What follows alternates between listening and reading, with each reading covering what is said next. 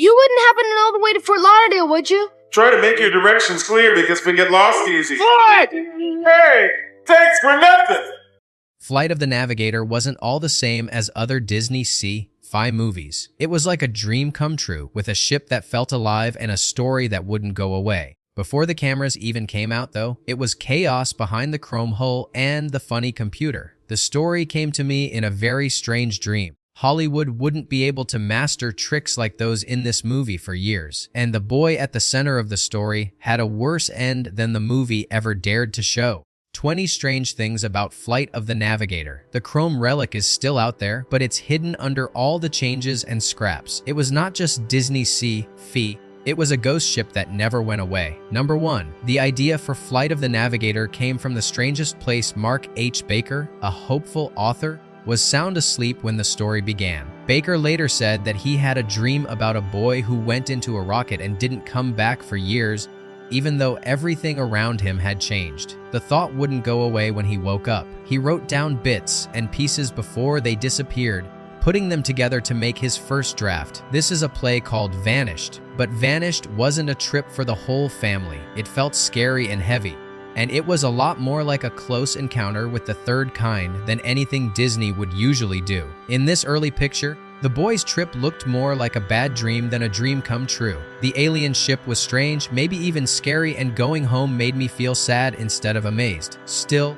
the main idea was too strong to ignore. A child was taken out of his own time and place and put into a strange new one. He had to figure out how to get back to his own time. It played on both a fear and a dream that everyone has at the same time.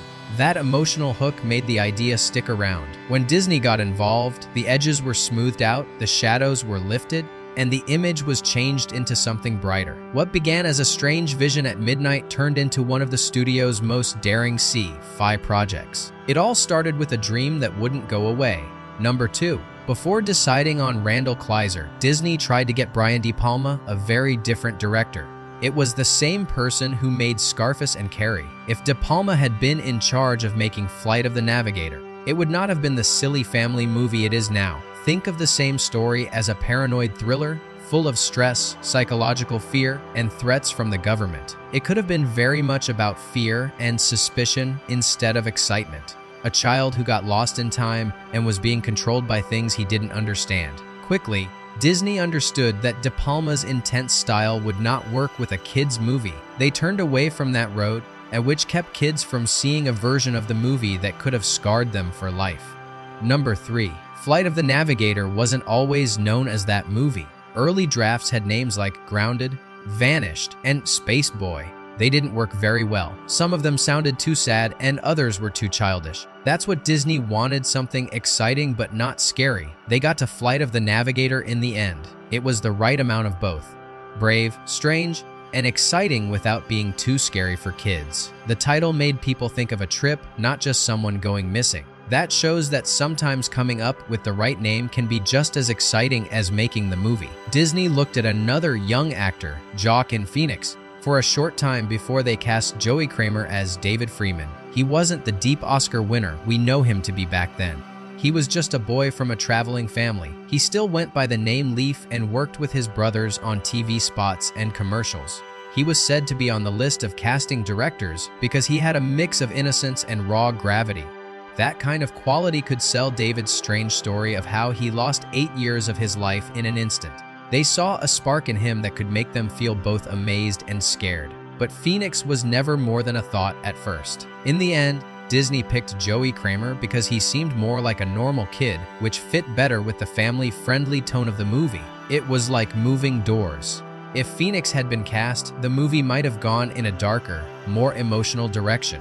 Phoenix's big break didn't happen until much later, while Kramer's performance made Flight of the Navigator a cult favorite. David, what is the name of the US leader? This is Jimmy Carter. Number 5. She became famous for her role in Sex and the City, but before that she played the strange NASA intern Carolyn. She didn't think much of the part. She said it felt like just a summer job years later. There is no stress or permanent memory, it's just another paycheck. But for fans, her wide-eyed beauty added something extra to the movie, a personality flash in a world full of serious scientists and soldiers. What's the joke? People would never forget a part she barely remembered playing. Proof that sometimes even small roles can stay with fans for a lot longer than the artists expect.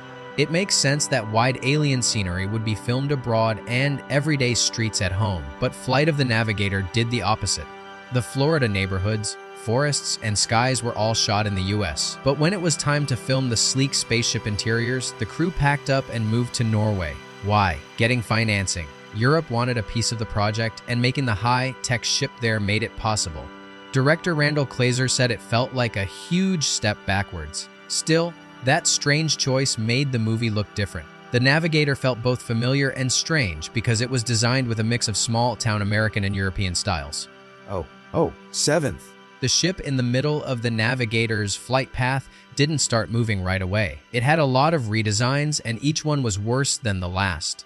Some of the first drafts looked big and dull. One director joked that it looked like a toaster with wings that could fly. The designers kept looking and drawing anything that might help them come up with the right shape. Surprisingly simple things, like metal teapots, led to the big discovery. The smooth metal-like look was made when light curled across their surfaces. At that moment, the UFO felt less like a machine and more like a living thing. Apple hired Michael Sheffey, the same person who designed the DeLorean in Back to the Future, to make it even better. His work on the ship made it shine like a live sculpture, shiny, mysterious, and like it was moving right in front of your eyes. That risk paid off on TV. What might have been just another flying saucer turned into one of the most famous spaceship designs of the 1980s. Kids were sure it was real because it was so strange and beautiful. 8th.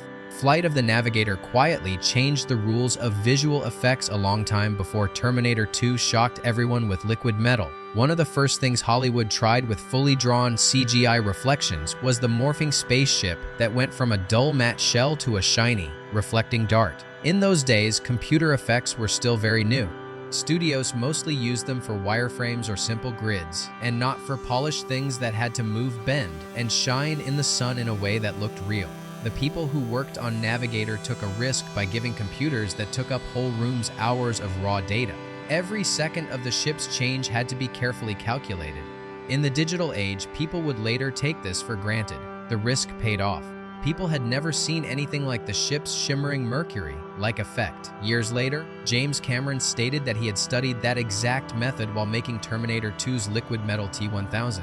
It was a big step into the future for a movie with a small budget. Behind the scenes, what looked like awe from a child was the cutting edge of computer-generated images. It was a sneak peek at the digital revolution that was to come. 9. CGI wasn't the only thing that happened. On board the ship, Max, the AI, wasn't just a computer trick, he was controlled by real people. Thanks to old-school workmanship, his mechanical eye stalks turned, panels blink, and lights danced. Behind the scenes, a group of puppeteers pulled wires and set off devices to make Max think he was really talking to David.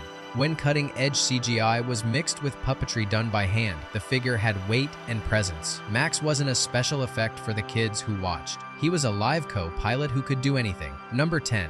It might seem odd that the same person who gave us John Travolta in a leather jacket also gave us a boy flying through space. But that's exactly what took place. Randall Kleiser directed Flight of the Navigator. Kleiser also directed Grease, which is one of the most famous shows of all time. Kleiser moved on to sci-fi fantasy 8 years after teenagers sing their way through high school hallways. His resume went through the roof. There was The Blue Lagoon, Big Top Pee-wee, White Fang, and even Honey, I Blew Up the Kid.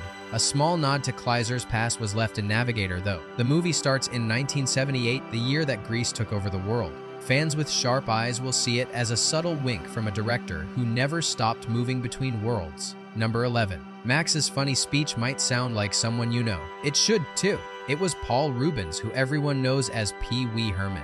His name wouldn't be shown if you watched all the way through the. Instead, he used the fun name Paul Mole to describe himself. Reubens did not want Pee Wee's fame to take away from the movie. Pee Wee was a big deal in the mid-1980s. Cinemas and Saturday mornings were packed with people watching it. By taking on the part without being known, Reubens gave Max a personality that was new and different.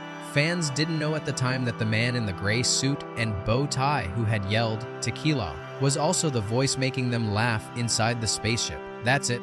There you go, Davy! Davy, you have to get in the water to learn how to swim! 13. The machine voice on the alien ship doesn't sound silly or fun when David first gets on board. Max starts out as a cold and mostly boring guide. Useful, but creepy. More machine than friend. That was done on purpose. The filmmakers wanted the ship to feel like it was from another world, like a mystery that neither David nor the viewer could fully solve.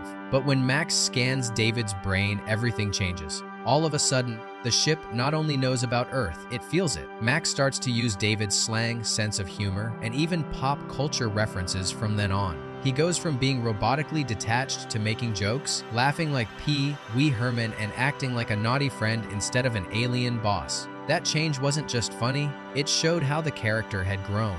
Max wasn't just a spaceship, he was a person who changed, learned, and became more like David as the trip went on. In 1986, kids who watched thought it was like seeing a robot make friends in real time.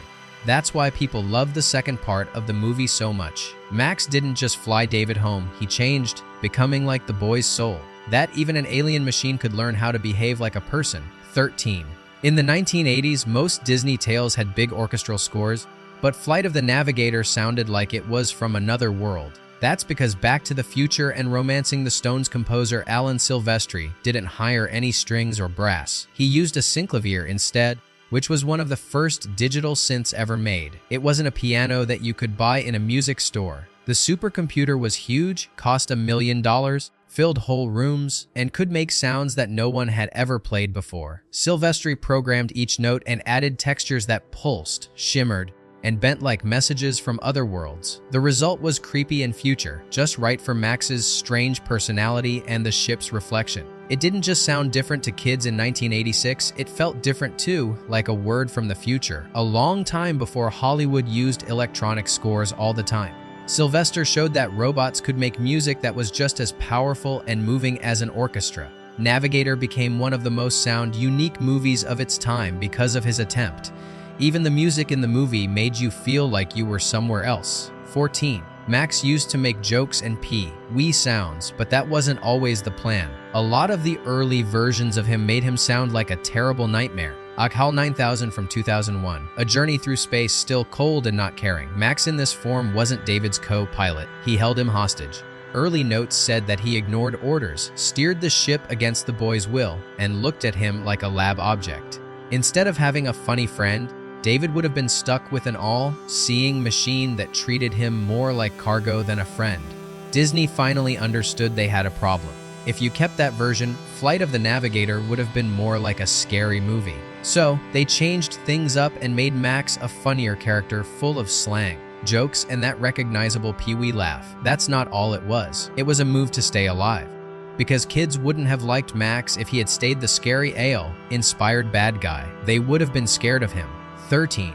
Flight of the Navigator's end cut feels tight, but behind the scenes, whole subplots were filmed and then thrown out.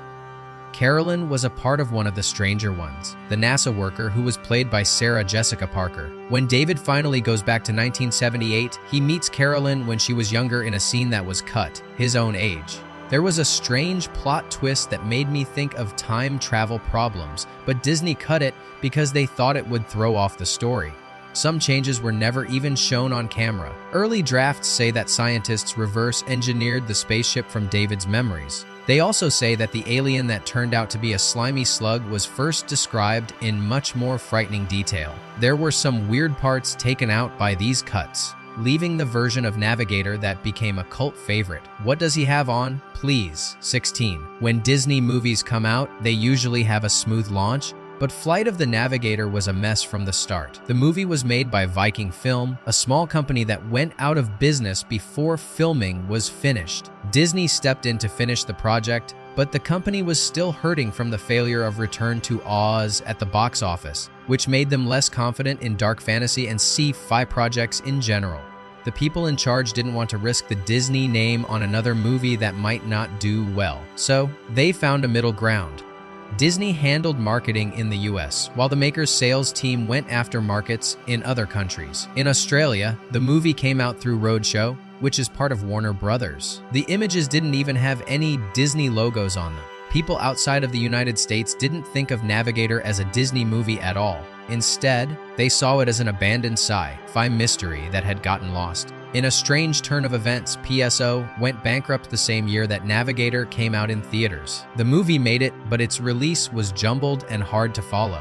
This shows that even Disney, a very big company, didn't always know how to steer its own ship. 17. Disney was hoping that Flight of the Navigator would be a hit when it finally took off in 1986. It was planned to cost around $9 million. It's not cheap, but it's also not a hit. The movie made just under $19 million in the US in the end. Good, but not even close to the decade's biggest hits. It wasn't a good time. It came out on August 1st, 1986, the same weekend that Howard the Duck crashed and burned, a disaster that made the news and pushed aside smaller movies. And in the family market, it had to go up against Disney's own Great Mouse Detective, which was still popular a month after it came out.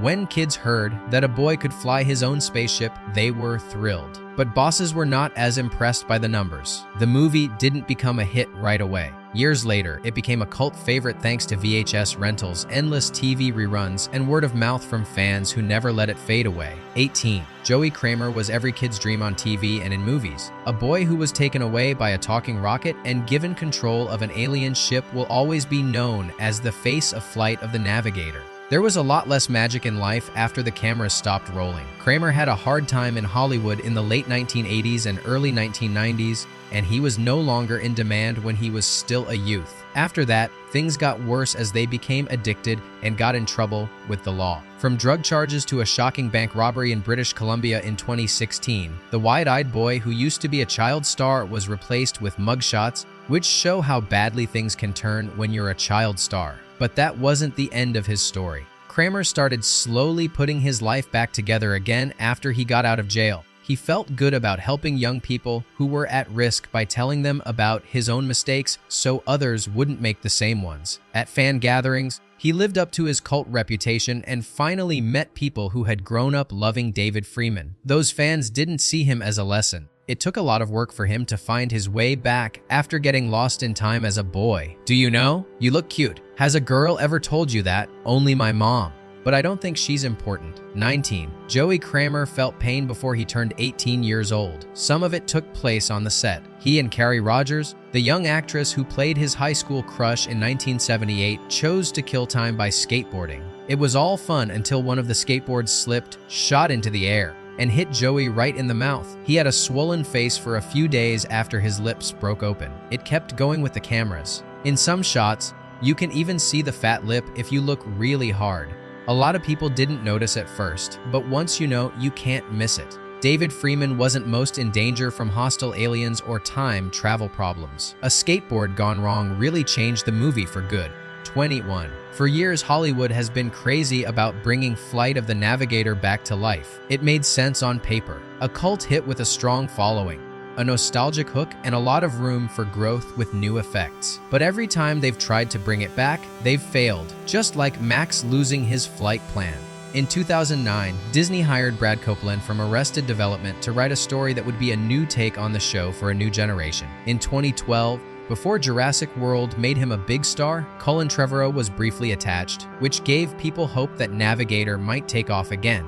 But Trevorrow walked away, and the idea came back to Earth. The Jim Henson Company said in 2017 that they would take over and go in a different direction, but that news quickly went away. The most exciting news came in 2021 when Disney Plus announced a reboot led by women and with Bryce Dallas Howard as the director. Fans thought the ship was ready to fly again for a moment, but then nothing. Not a single interview, a trailer, or launch. The original hasn't been changed in decades, a holdover from the innocent sci-fi days of the 1980s. In a strange twist, the movie about finding your way home has been stuck in development hell. Going around and around Hollywood but never landing. You might be killed if you go back in time with me. I need to take that chance. It's a big risk. David, are you sure? Yes, let's do it. Okay, if that's what you decide, extra fact, the Navigator did not lose all of its flight time. One of the full-size ships built for the movie was dumped in a Florida beach and left to rot. It got too much sun and was almost forgotten. After years of not being used, it was just a rusty piece of Disney's weirdest sci-fi project. But fans looked for a long time. In the end, people who knew how important the ship was saved it, fixed it up, and kept it safe. It is still around today as a time capsule. It makes me think of the 1980s, when directors were brave enough to use both cutting-edge CGI and real-life effects to tell stories that were adventure, comedy, and wonder all at the same time. That shiny metal ship might not be able to fly again, but it still makes people think, showing that some movie magic never really goes away. Not everyone loved Flight of the Navigator in the 1980s. It wasn't a billion-dollar hit or a brand that kept making sequels. What it did have, though, was heart. It had a mix of wonder, danger, and laughter that made kids who saw it feel something. For sci-fi fans, it was one of Disney's bravest attempts. It made a ship that could bend light, a hero kid caught between decades, and a robot that learned how to laugh. Even after decades, it still soars. Not because it made a lot of money at the box office, but because it showed something timeless. The desire for excitement, the worry of getting lost, and the happiness of going home. Please leave a comment if this one ever made you wish you could fly your own spaceship. Tell us about a lost classic that we should read next, since the smallest popular classics can sometimes leave the biggest marks.